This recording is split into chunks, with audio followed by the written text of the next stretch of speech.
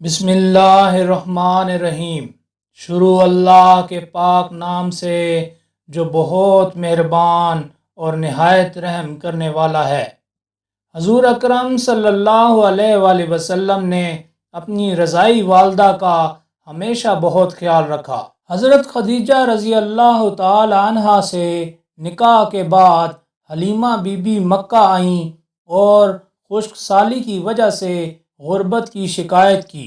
آپ صلی اللہ علیہ وآلہ وسلم نے حضرت خدیجہ رضی اللہ تعالی عنہا سے امداد کی سفارش کی تو انہوں نے 20 بکریاں اور 1 اونٹ دے کر رخصت کیا۔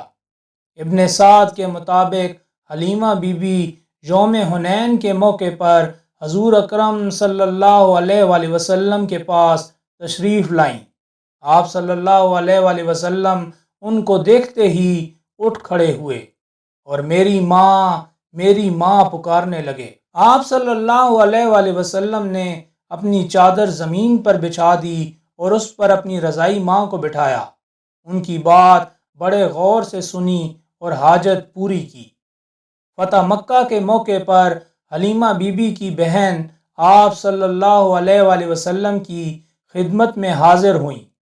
آپ صلی اللہ علیہ وآلہ وسلم نے اپنی رضائی ماں کے بارے میں دریافت کیا۔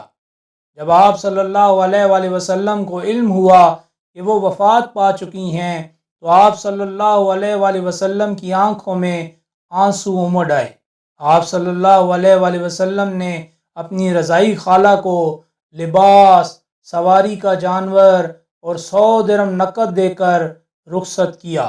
آپ صلی اللہ علیہ وآلہ وسلم کی رضائی بہن شیمہ غزوہ حنین کے قیدیوں میں شامل تھیں۔ جب وہ آپ صلی اللہ علیہ وآلہ وسلم کی خدمت میں حاضر ہوئیں تو آپ صلی اللہ علیہ وآلہ وسلم نے ان کی عزت کے لیے اپنی چادر بچھا دی اور اسے اپنے ہاں قیام کرنے کی پیشکش کی۔ شیمہ نے اسلام قبول کر لیا اور اپنی قوم کے پاس جانے کی خواہش کی۔